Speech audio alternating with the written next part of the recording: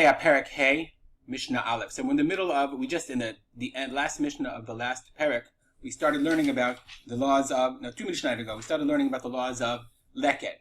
So we're going to continue studying the laws of leket. Says the Mishnah, Gadish. Gadish is a pile. When they would, as I explained before, what they would do is they would grab, cut, and you make a little amarim, those are bundles, and then the bundles, they would take all those bundles and bring them and make them into a pile. Okay, so just so we have an understanding, leket is when I cut, and then it falls out in the process of cutting. Falls out of my hand or falls off my scythe, my cutting thing, okay? Shikha is when I take those bundles and I bring them in to make a big pile, make a gadish, if I accidentally forget a bundle. That's shikha. So we were talking about leket. So let's understand. Leket shelo gadish, Gadish shelo lukat tachtav. What happens when I take those amarim, I take these bunches, and then I take them and put them in a pile.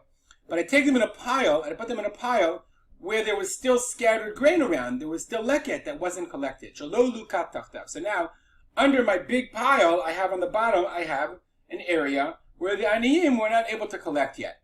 So I didn't let them do that, or they didn't have a chance, or what have you.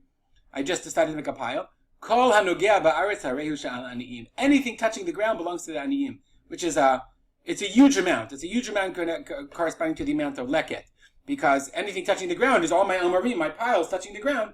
They belong to the aniyim. So why is that? So the Bartanura explains. This is actually from the Yerushalmi. The Bartanura explains the kansuhu rabbanan. It's a knas. It's a fine. The rabbanan gave him a fine. Why? The fishi gdish al gava leket, because he started making his pile on top of leket. Meaning, why did he do that? Why did he take his property and start collecting, making the big pile before the aniyim were supposed to collect? Were able to collect. You're supposed to have the aniyim collect, and then you can use your pile or move it to the side or whatever. Don't do it on a place where there's no leket. So therefore, the Rabbana made a knas. Ooh, sorry about that. The Rabbana made a knas. Now I'm really lost. Okay, the Rabbana made a knas. Here we are. The Rabbana made a fine. Okay, and therefore they said kansu. They've said, okay, you have anything touching the ground belongs to the aniyim. The Bartanura explains. The Gemara says, "Va'afilu higdish chitim al gabei leket shel sa'orim." Let's say I had a field, one field over, I was growing wheat, and then this field is a field of se'orim. So therefore, I took my wheat bundles and I made a pile of wheat on top of barley, on top of whatever was left from the barley. So there's no chance that there's any leket chitim in here. Nonetheless, says the Mishnah, says Bartanura, kol hanogia mechitim ba'aretz la'aniyim. Anything touching the ground belongs to the aniyim. That's a very, very steep fine, and I'm sure it was very effective in preventing people from making piles over leket. They weren't willing to lose that much produce. The Mishnah continues. Haruach shepizra amarim. So let's say I have amarim, I have bundles, and then the wind, okay, it spread them, and the Bartanura says al gabe haleket, on the leket. So therefore, I don't know I didn't do anything wrong. I didn't intentionally cover over the leket. Rather, the wind did it. So therefore, I have no idea what's leket and what's not. Says the Mishnah, Omdim ota, omed, from le'emod means to estimate. You estimate, kama leket hi ru'uya la'asok.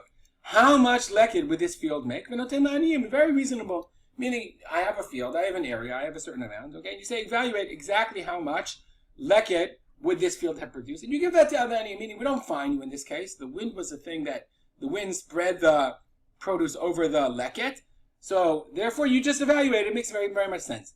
Rabbi Shimon ben Gamliel omer notein la'aniyim b'chidei nafila. Rabbi Shimon ben Gamliel says, no, you give them b'chidei nafila, how much would fall?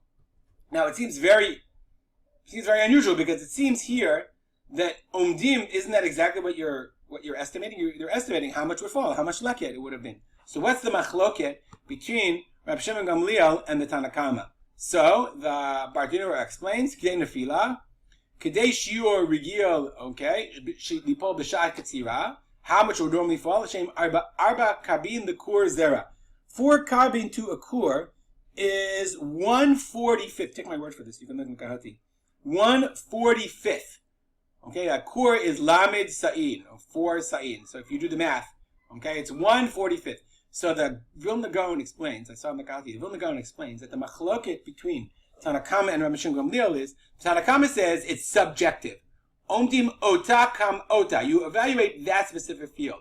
Whereas Rabbi Shimon Gamliel says, no, it's objective. However much produce this area would normally produce, you take 1/45th of that, and you give it to the aniyim.